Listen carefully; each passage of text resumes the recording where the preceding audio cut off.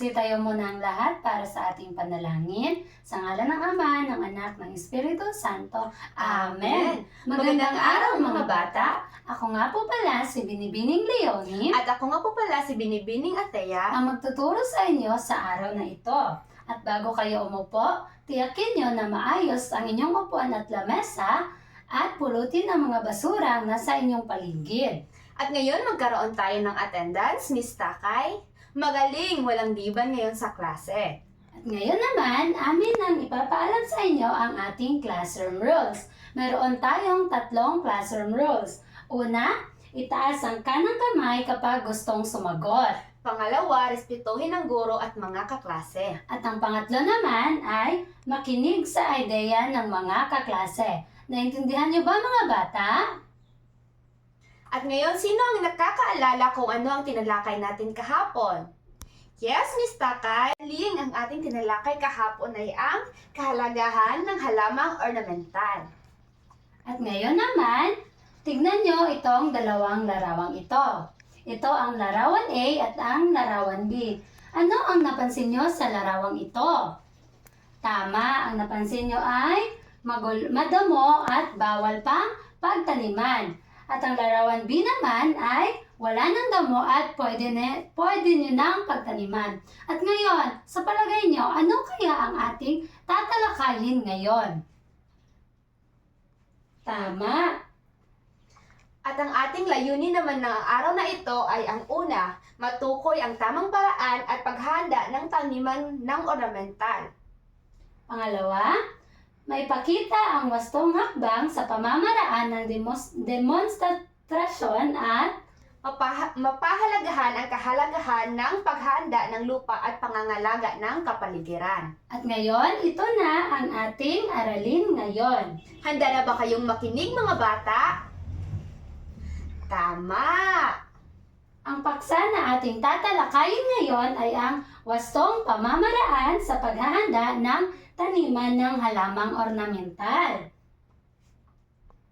At sa paghahanda ng taniman ng halamang ornamental, mayroon tayong mga kagamitan na kailangan nating gamitin.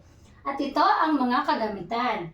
Ang una ay ang matabang lupa. So, ito ang matabang lupa. Kailangan ng matabang lupa dahil ito ang pangunahing kailangan ng halaman para lumago at malusog. At ang pangalawa naman ay ang pala. Ang pala ay ginagamit sa paghuhukay at paglilipat ng lupa. At ang pangatlo naman ay ang palakol.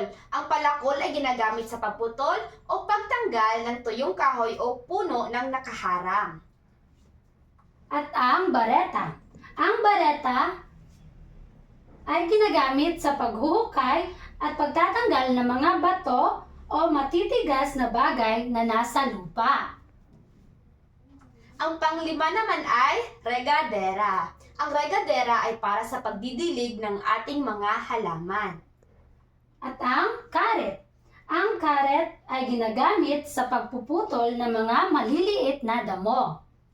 At ang huli ay ang timba. Ang timba ay para sa pag-iigib o paglilipat ng tubig. At ito ang mga kaligtasan sa paggamit ng mga kagamitang ito.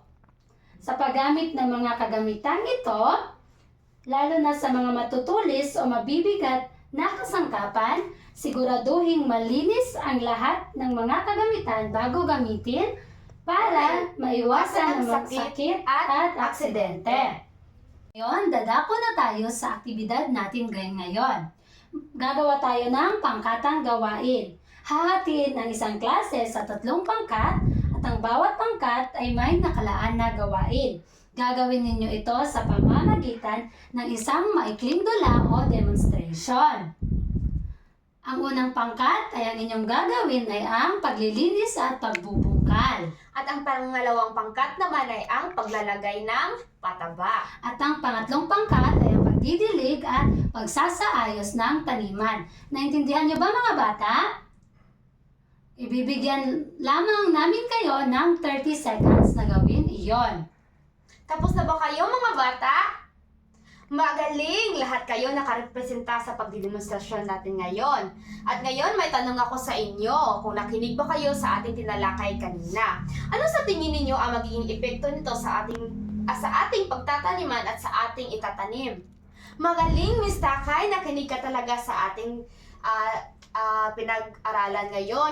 At ngayon, sa tingin ko, handa na kayo sa ating pagtataya ngayon. Kumuha kayo ng isang buong papel at sagutin ang mga ito.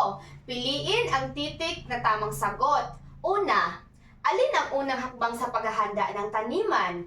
A. Pagdidilig, B. Pagtatasa, C. Paglilinis, at D. Paglalagay ng pataba. At ang pangalawa ay, bakit kailangan paluwagin ang lupa? A. Para maging maganda at ang kulay. B. Para makapasok ang hangin at tubig.